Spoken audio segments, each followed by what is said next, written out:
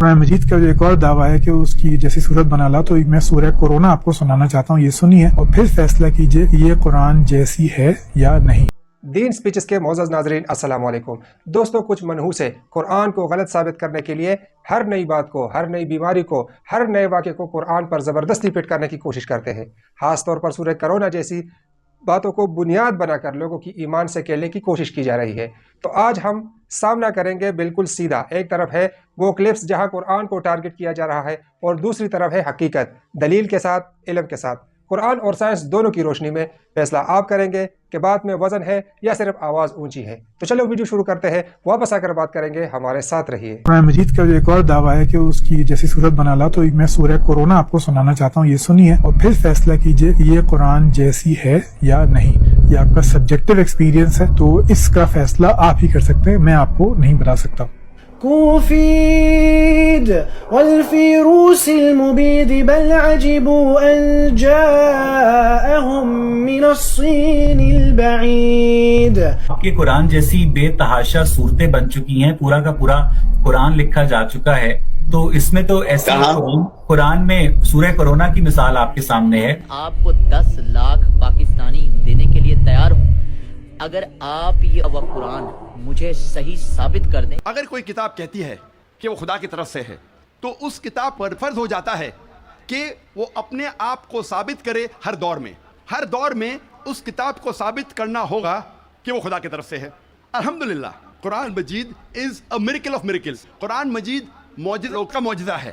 اللہ سبحانہ و تعالیٰ چیلنج کرتے ہیں سورہ بقرہ میں، سورہ نمبر 2 آیت نمبر 23 اور 24 میں اللہ سبحانہ و تعالیٰ کہتے ہیں وَإِن كُنتُمْ فِي رَيْبٍ مِّمَّا نَزَّلْنَا عَلَىٰ عَبْدِنَا، اور اگر آپ کو شک ہے کہ ہم نے یہ کتاب نازل کی ہمارے بندے پر، اگر آپ کو شک ہے فَأْتُوا بِسُورَةٍ مِّن مِّثْلِهِ، تو آپ ایک سورہ قرآن مجید جیسی پیش کیجئے۔ مِّن مِّثْلِهِ، ہو بہو نہیں، قرآن مجید جیسی ایک سورہ آپ پیش کیجئے۔ وَادْعُوا شُهَدَاءَكُم مِّن دُونِ اللَّهِ إِن كُنتُمْ صَادِقِينَ، اور بلاؤ اپنے مددگار کو اور اپنے گواہ کو اللہ کے علاوہ اگر آپ سچے ہیں۔ فَإِن لَمْ تَفْعَلُوا، اور اگر آپ نہیں پیش کر سکتے، وَلَن تَفْعَلُوا، اور آپ ہرگز پیش نہیں کر سکتے، فَاتَّقُوا النَّارَ الَّتِي وَقُودُهَا النَّاسُ وَالْحِجَارَةُ أُعِدَّتْ لِلْكَافِرِينَ، تو ڈرو اس آگ سے جس کا ایندھن انسان اور پتھر ہے، جو انکار کرنے والوں کے لیے تیار کیا ہے۔ آج ہم کوشش کریں گے یہ تحقیق کرنے کی قرآن اور جدید سائنس ملتے ہیں یا ٹکراتے ہیں، قرآن اور جدید سائنس ملتے ہیں یا قرآن اور جدید سائنس ٹکراتے ہیں۔ اس موضوع پہ ہم انشاءاللہ تذکرہ کریں گے۔ ایک مشہور سائنسداں، فزسسٹ اور نوبل پرائز ونر جس کا نام البرٹ آئنسٹائن تھا، اس نے کہا science without religion is lame and religion without science is blind. Science مذہب کے بنا لنگڑی ہے اور مذہب سائنس کے بنا اندھا ہے۔ میں پھر سے دہراؤں گا، البرٹ آئنسٹائن جو فیمس فزسسٹ تھا اور نوبل پرائز ونر، اس نے کہا کہ سائنس مذہب کے بنا لنگڑی ہے اور مذہب سائنس کے بنا اندھا ہے۔ میں آپ کو یاد دلانا چاہتا ہوں کہ قرآن مجید سائنس کی کتاب نہیں ہے، SCIENCE، لیکن ہے سائنس کی کتاب، SIGNS۔ یہ ہے نشانیوں کی کتاب، آیتوں کی کتاب، اور قرآن مجید میں 6000 سے زیادہ نشانیاں ہیں، 6000 سے زیادہ آیتیں ہیں، ان میں سے 1000 سے زیادہ الحمدللہ سائنس کے بارے میں ذکر کرتی ہے۔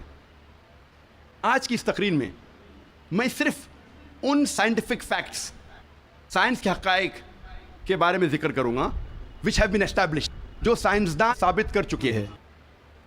Scientific hypotheses, scientific theories, scientific نظریہ، ان کے بارے میں ذکر نہیں کروں گا کیونکہ ہم جانتے ہیں کہ many a time scientific hypothesis theories take U-turns۔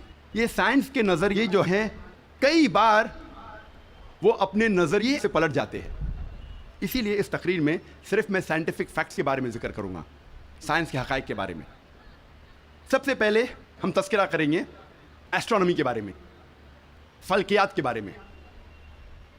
35 سے 40 سال پہلے کچھ سائنسداں نے تحقیق کی ایک موضوع پہ، تخلیق کائنات مطلب کریشن آف دا یونیورس، اور ان سائنسداں نے کہا کہ ہماری کائنات سب سے پہلے ایک پرائمری نیبولا تھا، بنیادی گولا، ابتدائی گولا. اس کے بعد there was a secondary separation, دوسری جدائی، دوسری علیحدگی، اور ایک بڑا دھماکہ ہوتا ہے بگ بینگ. اس کے بعد وجود میں آیا گیلیکسیز، کہکشائیں، ستارے، سیارے، چاند، سورج، اور یہ زمین جس میں ہم رہتے ہیں. اسے سائنسداں نے کہا بگ بینگ، بڑا دھماکہ. یہ جو سائنسداں نے تقریباً 40 سال پہلے ڈھونڈا کس طریقے سے کائنات وجود میں آئیں، تخلیق کائنات، قرآن مجید میں اس کا ذکر 1400 سال پہلے ہے. اور میں نے اس تقریر کے شروع میں ایک آیت کی تلاوت کی، سورہ انبیاء کی، سورہ نمبر 21 آیت نمبر 30، جہاں اللہ سبحانہ تعالیٰ فرماتے اولم یر الذین کفروا، کیا انکار کرنے والے یہ نہیں جانتے ان السماوات والارض کانتا رتقا ففتقناہما، کہ زمین اور آسمان ایک تھے، جڑے ہوئے تھے، اور ہم نے انہیں جدا کیا. یہ جو تخلیق کائنات، creation of the universe, big bang, بڑا دھماکہ، جو سائنسداں کو 40 سال پہلے پتہ چلا، قرآن مجید میں اس کا ذکر ہے 1400 سال پہلے. قرآن مجید میں اللہ سبحانہ تعالیٰ فرماتے ہیں سورہ فصلت میں، سورہ نمبر 41 آیت نمبر 11 اور 12 میں، کہ اللہ سبحانہ و تعالیٰ نے آسمان کی طرف دیکھ کے کہا جب وہ دھواں تھا کہ آسمان اور زمین ایک ساتھ آ جاؤ، ولنگلی اور ان ولنگلی، اپنے مرضی سے یا اپنے مرضی کے بنا. اور ان نے کہا کہ ہم اپنے مرضی سے ایک ساتھ آ جاتے ہیں. قرآن مجید میں لکھا ہے کہ آسمان سب سے پہلے دھواں تھا، عربی لفظ ہے دخان. اور آج کے سائنسداں یہ کہتے ہیں کہ کائنات بننے کے پہلے یہ آسمان دھواں تھا، انگلش میں کہتے ہیں گیس. لیکن عربی میں دخان کے معنی ہے اسموک. کچھ مفسرین نے ترجمہ کیا مسٹ، دھند، جو میرے حساب سے صحیح ترجمہ نہیں، کیونکہ دھند ہوتا ہے ٹھنڈا اور دھواں ہوتا ہے گرم. دھماکے کے بعد ہم اکثر دیکھتے ہیں گرم دھواں، دھند نہیں دیکھتے. تو قرآن مجید میں لکھا ہے کہ آسمان تھا دھواں. اور آج سائنس یہ کہتی ہے کہ اسموک گیس سے اور بہترین لفظ ہے. جو قرآن مجید میں دخان لکھا ہے وہ گیس سے اور بہترین ہے، اور scientifically smoke is a better word than gas. آپ سوچ سکتے قرآن مجید میں اس کا ذکر ہے 1400 سال پہلے. انسان پہلے سمجھتے تھے کہ زمین سپاٹ ہے، چپٹی ہے.